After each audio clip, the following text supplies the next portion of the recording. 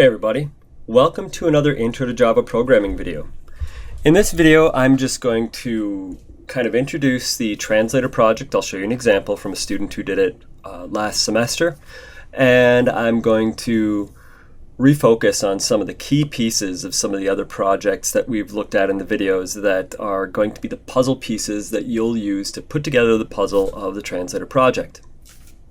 First off, Translator Project is going to look like this. I'm going to run it. You're going to have a field where you can enter an English word, like sun. Hit the Translate Word button, and then it should output an image that correlates with the input data, and it should output the translation. So this student did it from English to Spanish. You have to do it from English to some other language of your choosing. Okay?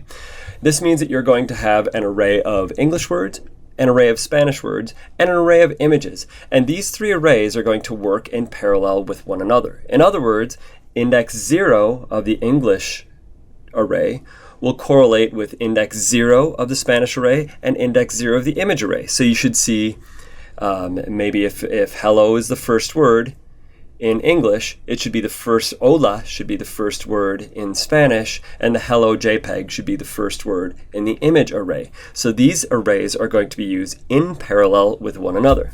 And what you're going to do is you're going to use that search algorithm that we developed in the previous set of videos to search through those arrays to find the right outputs. Now, you should have a minimum of 10 images that will be translated. I'm going to check another, moon. And when I type in moon, it will output the translated word, and then it'll output an image that's associated with it. And then you should also have an error message. So if somebody types in something that's not there, like Java, it should, well, what this student did was something clever. He popped up a J-option pane that says it's not valid, and when you click OK, it's going to let you type again. But what you should do is you should also provide an image that says not found, or something like, the image isn't valid, or there's missing image, or something to indicate to us that the image isn't there, or we don't have that word in our database. And then here in the output, it should say something like word not found, or something towards the negative that says that the translation isn't there. Okay, so this is what the Translator Project should look like. The actual GUI itself should be very simple. We've worked through most of the logic for this program, but now you just have to figure out how to put it together. So let's highlight some of the pieces in the code that we've looked at in the previous videos that are going to help lead you to the correct solution for this project. I want to first look at, just really quickly review the code from the last set of videos, the data input and search.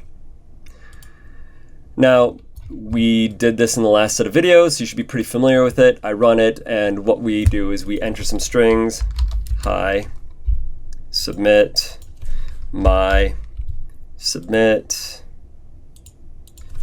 name, submit, Charlie, submit, and when we click finish, it disables those buttons, it prints out those words, and then we can search. And if we find it, it's going to print out the word that we just searched for. Now, if this were the Translator Project, it wouldn't print out the same word, it would print out the translated word. So you would do your search, and it would find the index of the word we're looking for, but instead of pulling that word out of the English array again, you'd pull it out of the Spanish array. So let's look at some of the pieces of this program that are really going to help you. First of all, the new GUI stuff. We used text fields, which are pretty new, JLabels, which you've used before, and JButtons and Action Listener, which we've used before. I'm not going to review JButton and Action Listener. Those are not new. But the things with the JText field, which were kind of new, are going to be the getText and setText. So let's just take a look at that. That's going to be an action performed. So in action performed, we had the getText method. So getText, when you call it on a text field, it's going to retrieve the text that's in the field. So if we clicked on the submit button, not button, it should retrieve the text from that JText field, and it'll return it at this point. And what we're doing here is we're using that, in this case, to pass it into an array.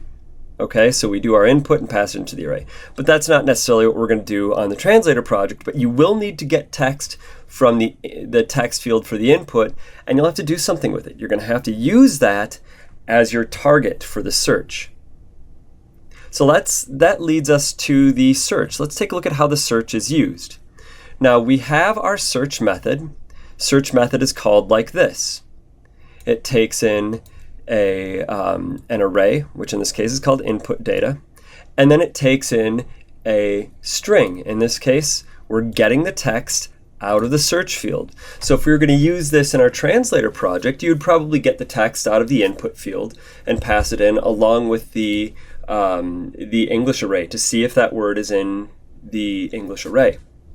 And then what you would do is it would go through our search algorithm. I'm not going to review that again, and it would give us an index for where that exists, or if it's not there, it would give us -1. So this is the little section that's going to allow us to set text. So if it was found, you're going to do this. Now, on the Translator project, if it's found, you're not going to just get the data out of the English array. You'll get the string, the corresponding string out of the Spanish array, and then you'd also do something to display an image. Okay? Now, the displaying of the image is going to deal with that image flipping that we did in the example where there was the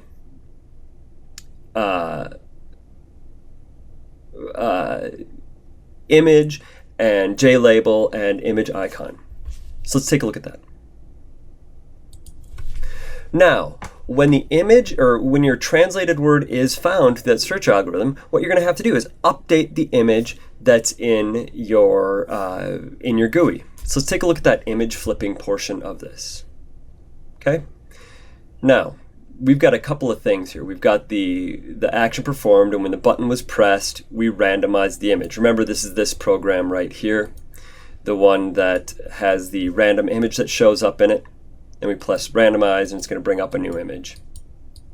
Okay? So the randomized image is where we do our image flipping. So let's just take a look at that. The image flipping is right here. In this case, we're creating a random number to choose the index of our image. But on the Translator, that's not what we're going to do. On the Translator, we're going to use that sequential search method that'll return an index, and that index will correlate with the English word if it was found in the English array. Now what we're going to do with that index is we're going to retrieve the Spanish word or whatever other language word you're looking for, the translated word, and then the image that correlates with it. So you will retrieve the image out of your pics array using that index from the sequential search and store it in the current image file. Then you're going to, if you want to, you could do this set size. You don't need to do that. What I would do is choose images that are all going to be roughly the same height or the same width so that they all fit within your GUI well. And then you're going to set the current image to the icon, and then you'll repaint. Okay, so that's the image flipping portion. Those are two of the main puzzle pieces that you'll need to know to put these things together. The other little skills that you'll need to know are things like making a initializer list of strings. You'll do that for the English and for the Spanish or whatever translated language you're going to use. And then for the image names, you'll have to remember that when you make your array of images, you do a couple things. You declare it. You'll have a load all images method that's similar to this, or not. I mean, you could do it however you want, but this is the way that I did it, and you can do it this way. Make sure that you instantiate your images array, or you'll get the null pointer. Think back to those videos where we talked about that and we demonstrated the null pointer. You'll have a for loop, which is going to loop over or traverse over all of the names in the name array, and then pass those into the load image method. And that's going to, do our image IO stuff. Okay, so those are going to be necessary components for your Translator project. Loading up your images and getting all of that stuff set up. Last thing, configuration of your project. Make sure that you have an images folder and you store all of your images in there so that when you make your path. It points to that images folder and you can get your files correctly.